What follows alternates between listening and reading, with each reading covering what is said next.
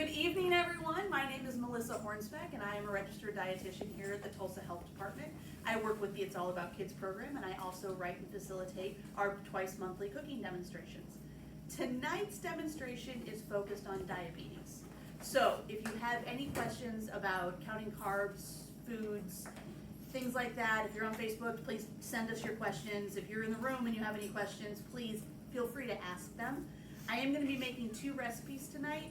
They're a little involved, so I'm going to go through them and talk about blood sugars and diabetes while I'm doing it.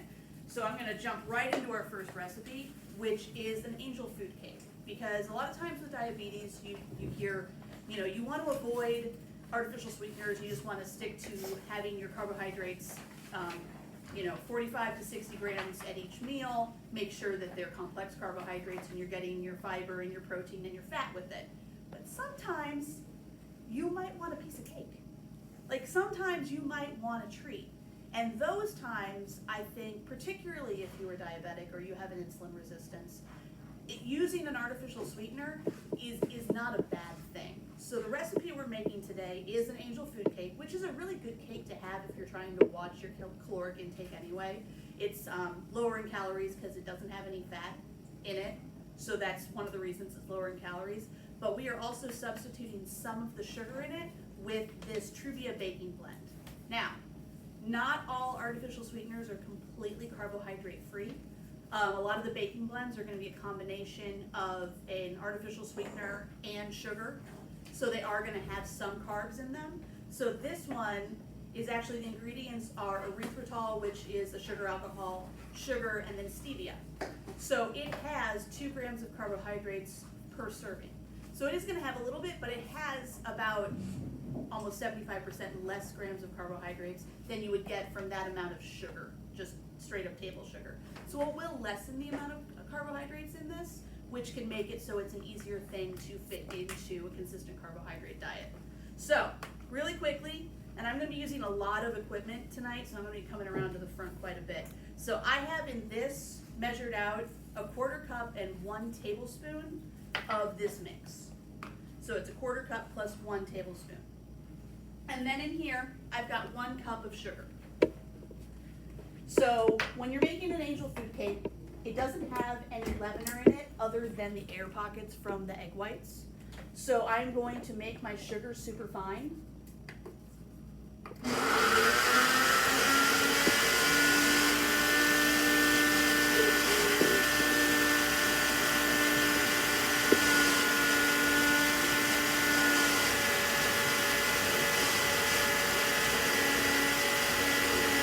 And about 20 seconds later, it is almost the consistency of a powdered sugar, and that's what you're looking for. You could use powdered sugar in this recipe, however, most powdered sugars have cornstarch in them, which, so it keeps it silky, which could prevent this from rising the way you want to. So if you've got a food processor or a blender at home, you can just blend up your regular granulated sugar, and that's gonna make it that way. So, let me get all of my stuff ready before I start. So I've got my powdered sugar, well, my now powdered sugar, and I'm gonna put half of that with some cake flour and a little bit of salt into this sifter. So I've got about half of it in there. Doesn't have to be exact. It's just that, and I'm gonna put half of my sugar sub in there as well, because we're gonna add the rest of this to our egg whites when we're whipping them. And then I'm also gonna measure out a cup of cake flour, which is a finer milled flour. It's also got a lower gluten content, which is a lower protein content than a bread flour. Because in our baked goods, we don't need that really strong gluten structure that we would want from a bread. We want it to be a little bit like more of a nice soft crumb. You'll notice I poured that in, and then I'm just going to level it off. You don't want to pack the flour into your dry measure, especially for a recipe like this, because then you will end up with too much flour and it'll be too dense. I'm also going to add a tiny bit of salt, just a 1/4 teaspoon. And that's all gonna sit in my sifter, which I have on a plate because as soon as you put anything into it, it starts to come out of it.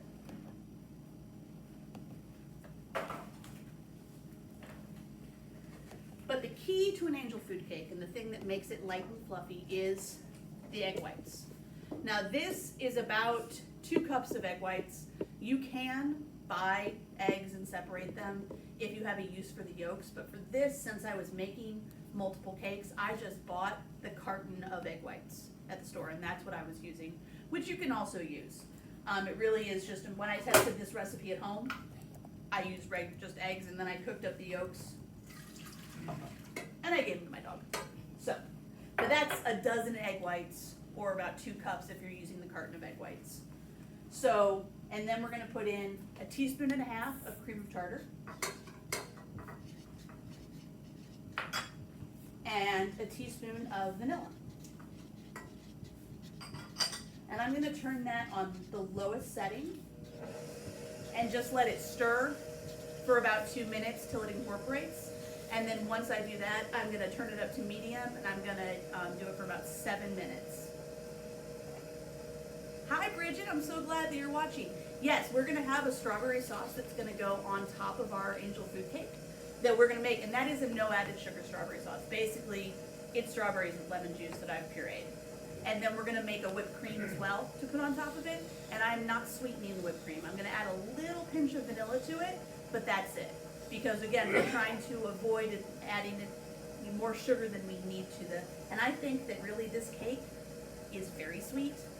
So having that nice whipped cream on it that's not sweet, and then the berries, makes for a nice combination. So after that has gotten pretty well mixed in, you're gonna pick this up to a medium, and we're gonna do that for about 5 to 7 minutes until it gets to, in the recipe it says soft peaks, but really you just need to get it to about triple in volume, and then you're gonna use it from there. It's not gonna get peaky the way it would if you were just doing egg whites by themselves, like for a meringue. So it's not gonna get that kind of peaky, but it is gonna start getting fluffy. I don't know, can you guys see that on the, or is it just out of the camera? It's starting to get fluffy. I did let my egg whites sit out to come to a little bit to room temperature, but if you are separating your eggs, make sure your eggs are cold when you separate them, and then let your egg whites sit out for about 30 minutes because they'll whip up better. So I'm gonna let those go, and I'm gonna make my strawberry sauce.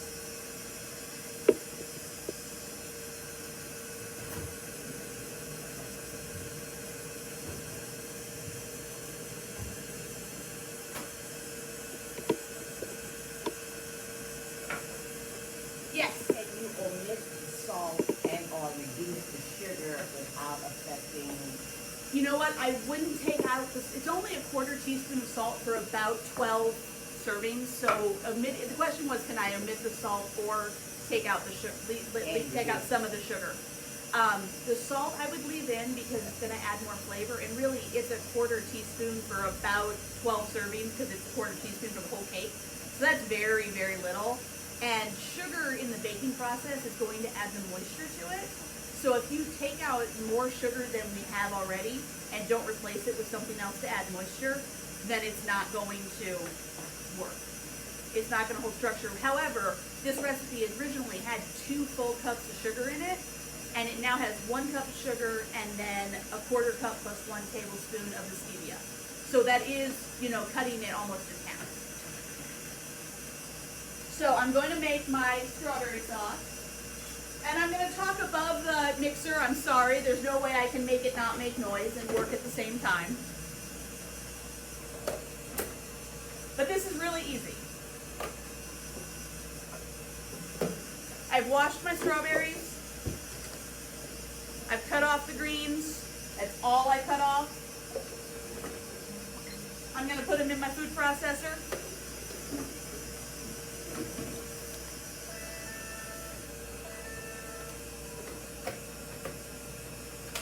Put my lid on there. I have a half of a lemon. I'm going to juice that.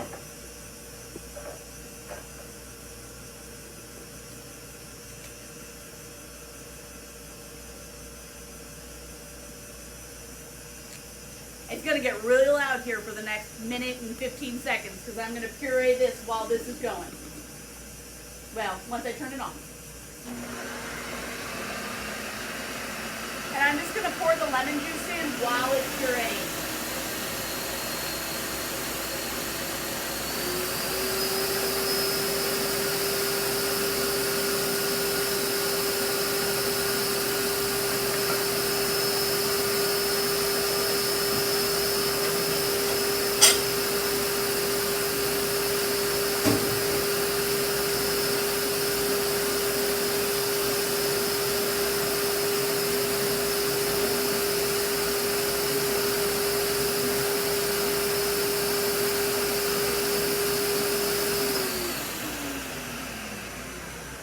And you're just going to puree that until it gets to the consistency you want. If you want it a little bit chunkier, leave it a little bit chunkier. If you want it completely smooth, I'd scrape down those sides and I'd puree it again. And so as this is whipping, I'm going to add a little bit, the rest of that sugar and sugar substitute mixture that I had, because remember I put half of it into my flour sifter, and this is going into here. You don't want to add it all at once. You want to, and I don't like to add it right when it starts to whip. I like to let it start building up some of those air pockets and then adding the sugar to it. You also want to make sure when you're whipping up your egg whites that your bowl is completely clean and does not have any fat in it, doesn't have any residue of any type in it. It needs to be a very clean bowl. Your whisk needs to be incredibly clean. If you're using a hand mixer to do this, because not everybody has a stand mixer at home, you want to make sure you don't use a plastic bowl. Use a metal or a glass bowl to whip up your egg whites, because plastic bowls will hold on to any oils that you are cooking with even after you've washed it. Doesn't mean it's dirty. It just, the plastic absorbs those oils. Why did they use copper? I'm sorry? Copper. You could use copper. Copper is great when you're cooking because it's a great conductor of heat. But for this, I wouldn't think that any metal would be fine. But when you're cooking with heat, copper is a wonderful conductor of heat. So having a copper core in something makes it heat very evenly.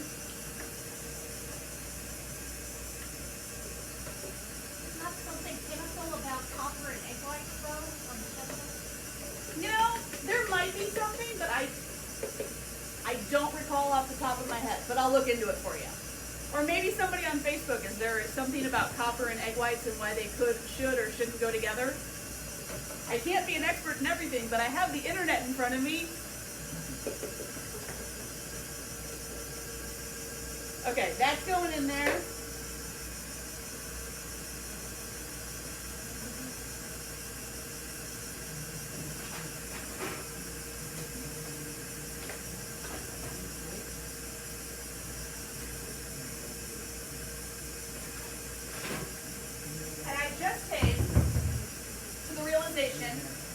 That the second tube pan is not here anymore because it's got the cake in it. But that's okay. I'll get you to that point and then I'll undo that one and show you what it looks like. We have two. We bought two for this purpose, but I can't find it. I should have looked for it earlier, and I didn't, and I don't know where it is.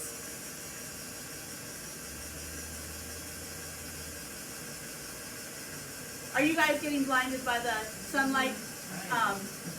Can one of you go over and put down if you go to the white one with the 3 buttons on it, it should be the bottom button. We'll take it down.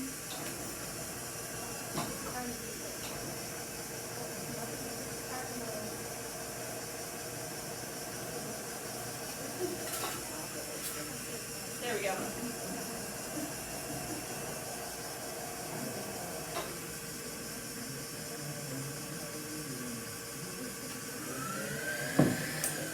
Okay, since I'm not actually going to be baking this off because I don't have a pan to put it in, we're going to pretend that it's gotten to that point where it's almost tripled in volume.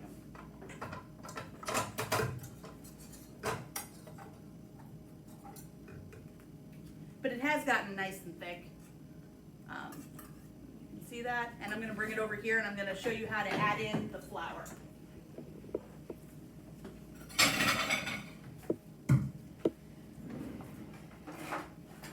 while you're adding in the flour and the rest of the sugar, you don't want to lose any of the air that you've created here. So you're going to sift it in, and you're gonna sift it until it has covered the top, and then you're gonna take a rubber scraper and you're gonna fold all of that in.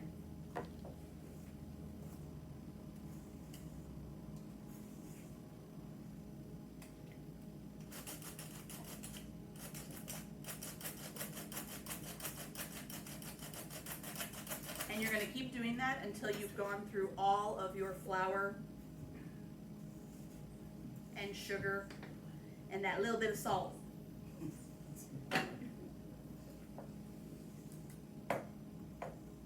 You know what I'm gonna try? You guys can see me experiment with stuff. And this is what I do at home when I write recipes anyway. Like either something happened and I forgot something and I come up with a solution and I like how it worked, and that's how I come up with new recipes. But I've read about putting angel food cake mix into muffin tins. It just doesn't rise the same way because the tube pan has a bottom that comes out. So you don't grease it, so then it can use the friction of the pan to climb up. But I'm going to spoon these into some muffin tins, because why not? What's the worst thing that happens? Would it climb up paper liners in your muffin tins? It may. It could, is because they're not greased, so I can see that it probably would. But would they peel off, or would they? I don't know. That's what I'm trying to.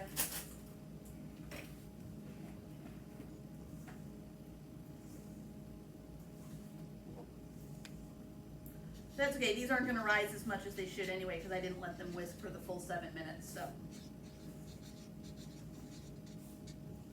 we'll just see what happens.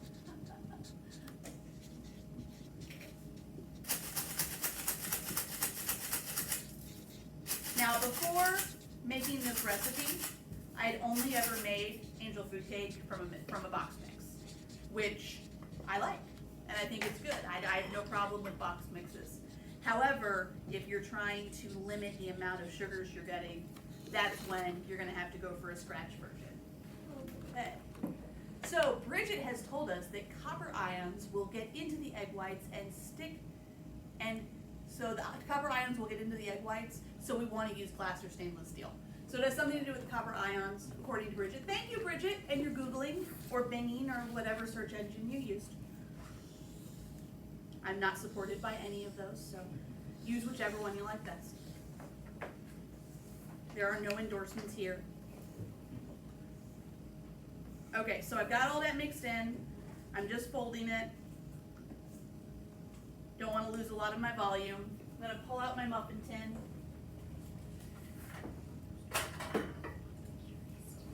And we'll see what happens. I think I am going to spray it, at least the bottom, so it doesn't stick.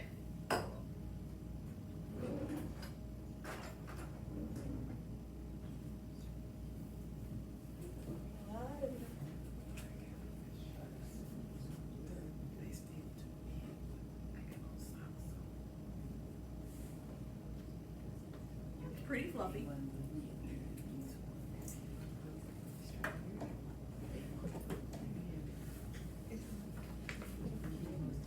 So I said this is how I come up with recipes at home is, you know, sometimes I don't have all the ingredients or I'm in the middle and something doesn't work and I, you know, try and improvise.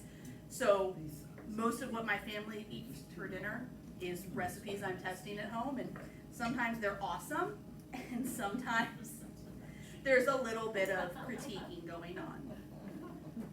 But I'm also trying to please, you know, my husband, who will eat just about anything, but he's a chef and a dietitian, so he'll tell me exactly what I did wrong. And a 2-year-old who will either love it or just be like, I know, eat this. So, and sometimes he'll love it one day, and then the next day he goes, I know, eat this. So you can't keep everybody happy.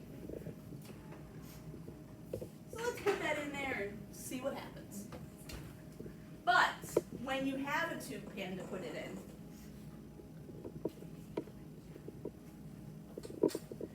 when it comes out of the oven, you want to make sure that you put it upside down and let it cool off for at least an hour, if not more, before getting it out of the pan. And I'm going to take a knife and come around the sides. So when you are baking this, you want to do it for a minimum of 35 minutes in the oven. Do not open the oven in that time. Once the 35 minutes is up, then you can open it and test it with a skewer in the middle and see if it comes out clean.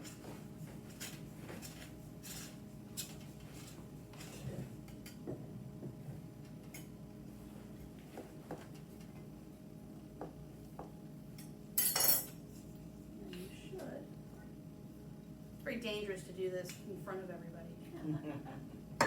If it fails, then, you know what though, if it fails, then it fails, because sometimes that happens in the kitchen. Sometimes things don't work. Sometimes you can salvage it. Sometimes you cannot.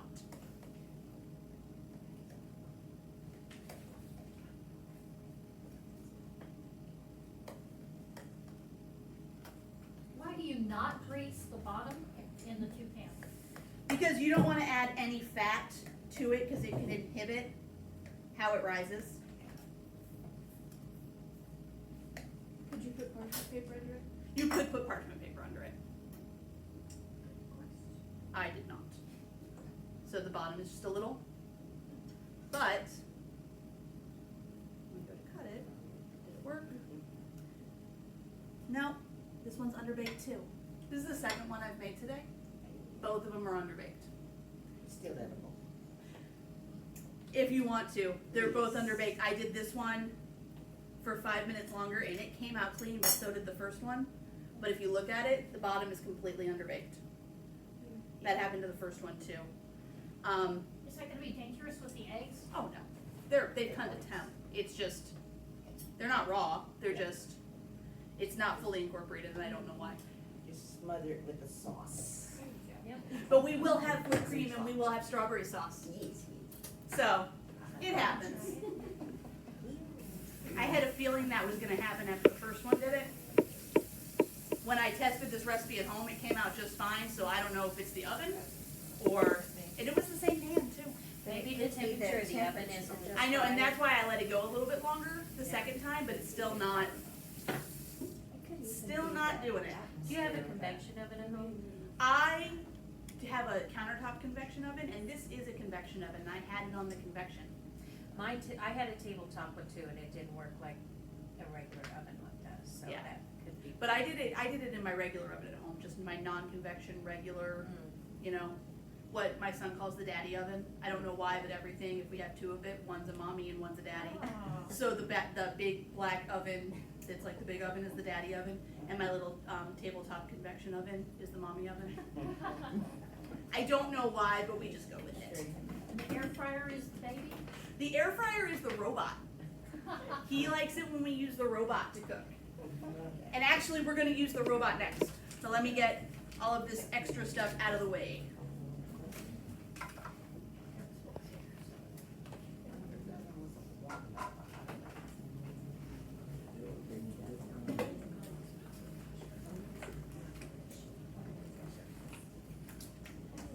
And so the Googling of Yes. copper in the egg whites says that it actually says you should do it in a copper Oh. pot.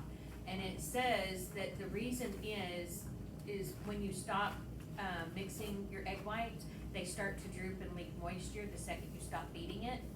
And the magic, or rather the science of the copper bowl, is that it removes these annoyances, Huh. it says. So I'm gonna say, since mine didn't cook both times I tried to make it, try it at home and do what works for you. Because maybe it'll work better.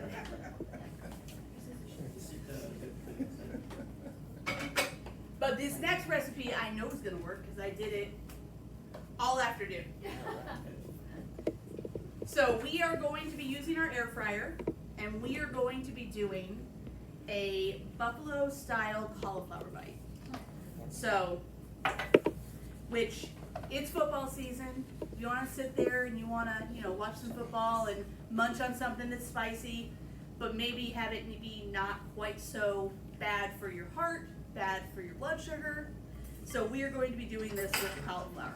Now, I had a conversation earlier with people about cauliflower. It makes me very angry when people try and say, oh, I did this with cauliflower and it tasted just like macaroni and cheese or mashed potatoes or whatever you replace the pizza crust. It doesn't. It tastes like cauliflower.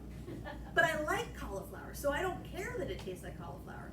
But I think that a lot of times when you hand somebody something like mashed cauliflower, and you're like, it's just like mashed potatoes, and then they eat it and it's not, and they're like, well, I hate this. Because they were expecting something different. So this does not taste like buffalo wings at all. But it's delicious and crispy, and it could be a good thing to have with it or instead of, depending.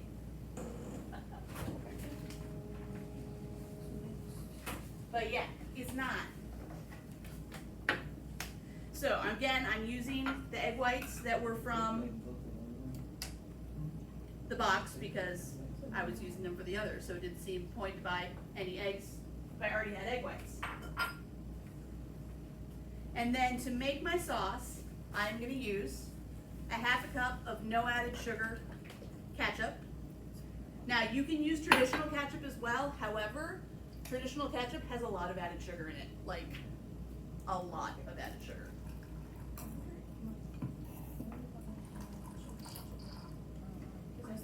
Which I took a picture of the food label when I was at the store, and after I get this, I'll look that up and tell you. But one thing to keep in mind is a lot of times when something is labeled no added sugar or sugar-free, it will have an artificial sweetener or a sugar alcohol in it. And a lot of times, especially sugar alcohols, contain carbohydrates.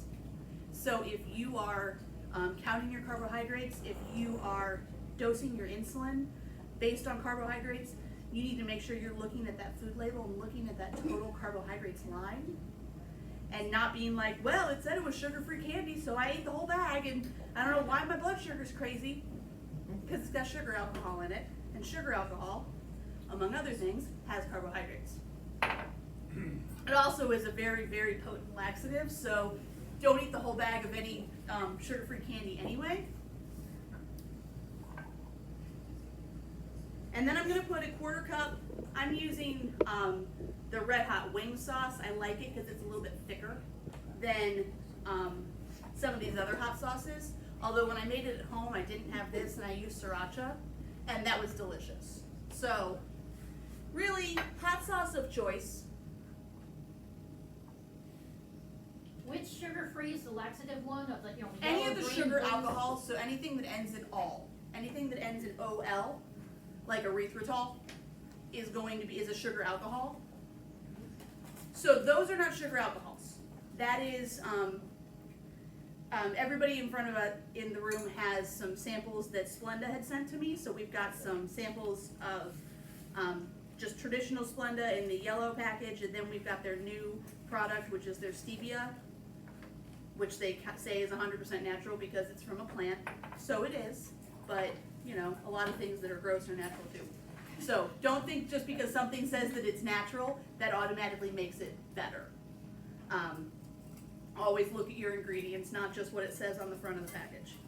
Because otherwise you think Twizzlers are the best things in the world because they're a fat-free food. It says so right on the front of the package. Because it's filled with sugar. Of course it's fat-free. So, I digress. Sugar alcohols are anything that ends in OL. So, any of those, erythritol, sorbitol, all of those are going to be your sugar alcohols.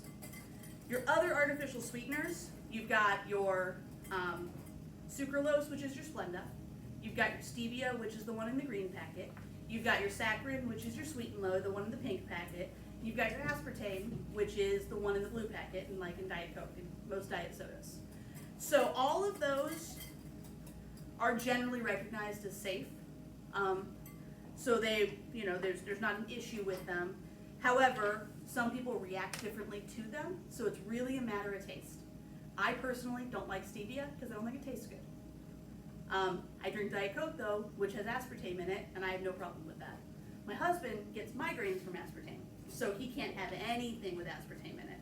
So a lot of those things, it's really, dealer's choice, whichever one you like the flavor of. And a lot of it's whatever you grew up with or whatever you use the most of.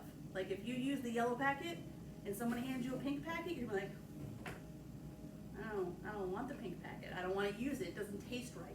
Because they do taste different. Oh, I did get that out.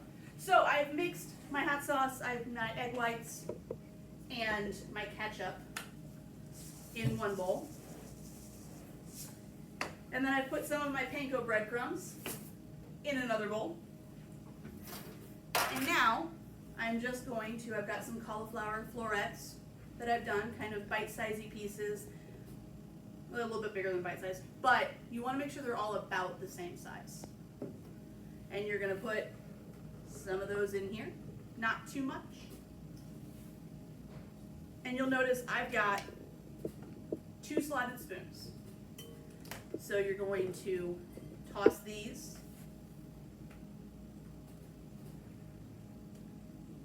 get them really coated in your sauce.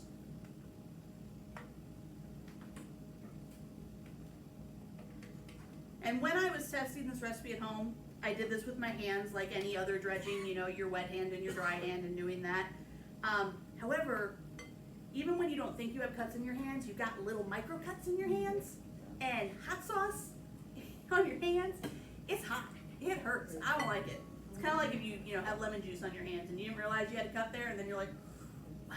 So I have found using a slotted spoon works incredibly well. So you're going to, and you'll notice I only put a little bit of my panko in here, and I'm going to keep adding panko to this bowl as I go through, instead of having all of the panko in at once, because then it'll get clumpy.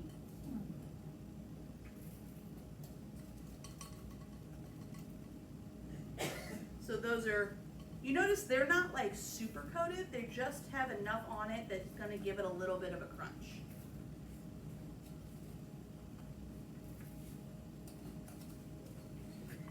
So you're going to go through and you're going to do that until you have about half of this tray full.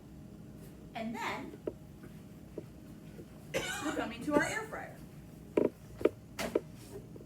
Now, the air fryer, or the robot, whatever you want to call it, is just a convection oven. It is a small convection oven that gets to a very high temperature with a fan that circulates the air, so it gets a lot of heat in a concentrated space, so it crisps things in a way that an oven will, but much faster. So I kind of think of it like a microwave oven that actually makes things crispy. It's not magic. It doesn't make French fries that feel like they've been dipped in grease without the grease. It's not that. But it does cook things quick enough at a high enough temperature that you will get it crispy, so you'll have that similar mouthfeel that you would have to something that was deep fried, without all of that added fat. So we know with diabetes that people that are diabetic are predisposed to heart disease. So we want to limit the amount of saturated fat that we're getting, which most people probably want to limit the amount of saturated fat they're getting anyway. We also know that when you are insulin resistant, the higher your weight is, your body weight is, the more your insulin resistance is going to be an issue. So if you can reduce that weight, then it's going to help your insulin resistance. So using less oil, which is more caloric than protein and carbohydrates, then you're going to limit the amount of calories. So it's going to be a lower calorie thing. So I have a question, what oil am I using and why? I just gave this a quick spray with a canola oil spray. And I like canola oil for this because it has a really high smoke point, so I don't feel unsafe about putting it in the air fryer like I would with an extra virgin olive oil that has a lower smoke point. I also like that it doesn't have a flavor, because I really don't want to add the oil on there to make it, change the flavor. I just want to add so it's a little bit nonstick. And then I'm going to give it another quick spray It'll just help it crisp up while it's in the air fryer. So just a quick spread. And you'll see you could probably fit, I don't know if Facebook can see this, but you could probably fit more in there. I just am gonna do a quick batch. But you don't wanna overcrowd it, so this would be batches. I think the one I did earlier, there was a tub that size of cauliflower, was probably 4 or 5 batches. So you're gonna put that in your air fryer. And on this one, to set the temperature, it's over here. I'm gonna do it for 350. Is air fryer better for you? Air fryer is better for you than deep fat frying. It is the same for you as roasting in the oven. It just takes less time. So I'm gonna do this for 20 minutes in the air fryer, and it's gonna get crisp. If I was gonna do it in the oven, which you totally can, I would do it at a higher temperature because this is a convection oven, so I can cook it at a lower temperature because that fan helps that heat disperse. So I'd probably do it at 400 in a traditional oven, and I do it for 45 minutes, not 20. So it's doable, it's just gonna take longer, and it's gonna heat up your whole house. And that's another thing I like about the air fryer, is it doesn't heat up your whole house. I did baked potatoes in it last night, and did it take 40 minutes? It sure did, but they were crispy on the outside, and they were creamy on the inside, and they were delicious. Which if I'd done those in the oven, first of all, I would have had to turn the whole oven on, and it would have taken an hour and a half. So it was a great way to do the baked potatoes. But after those come out,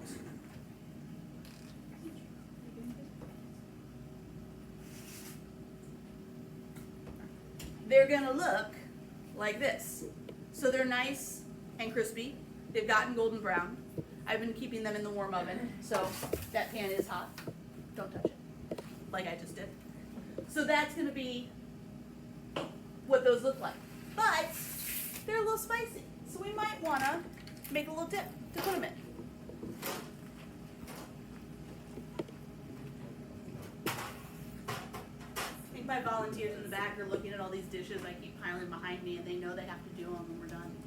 It's okay, there's not that many. Okay, let me just move this out of the way. This is why you clean as you go, because otherwise you get stuck with a whole pile of dishes.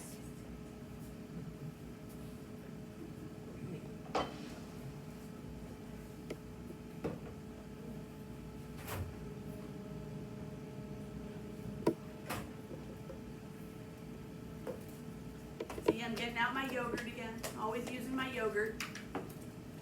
And this is the same yogurt I used last time, the Fayet 2%. Yeah.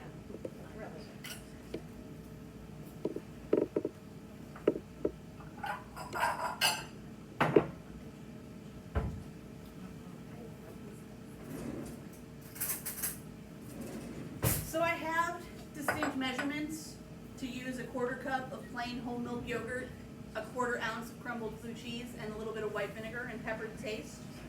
But I am going to make more than that, so I'm just gonna eyeball it, because that's what I do. And you can use a white vinegar, because really you just want to thin this out to make it into a dip.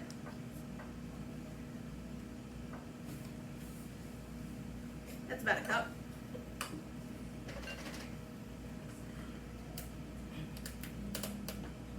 But then I would plain with it, and instead of using the vinegar, which didn't add a lot of flavor to it,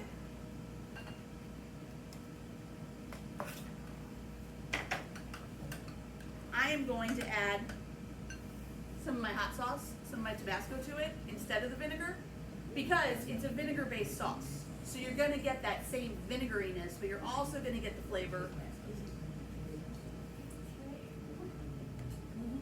of the hot sauce.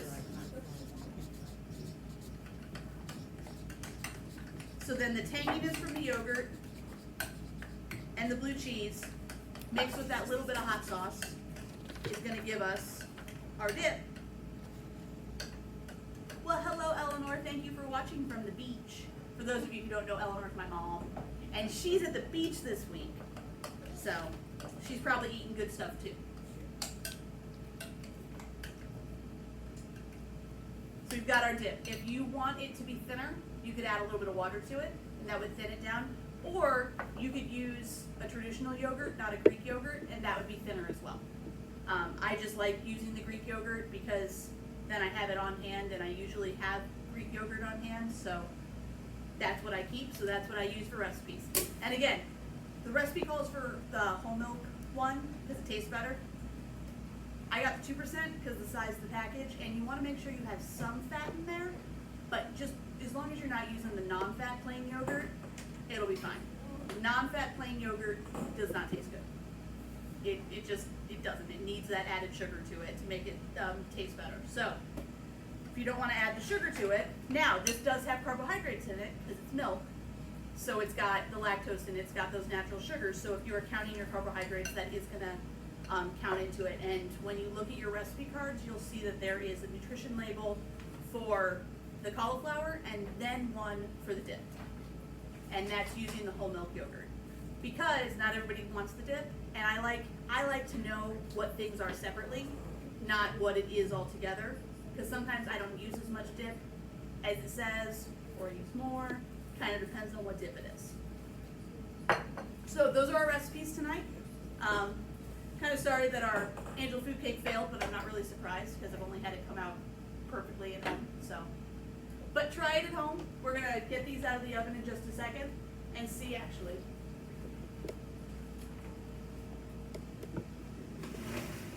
They look golden. Coming out clean. If nothing else, I'm sure they'll taste good.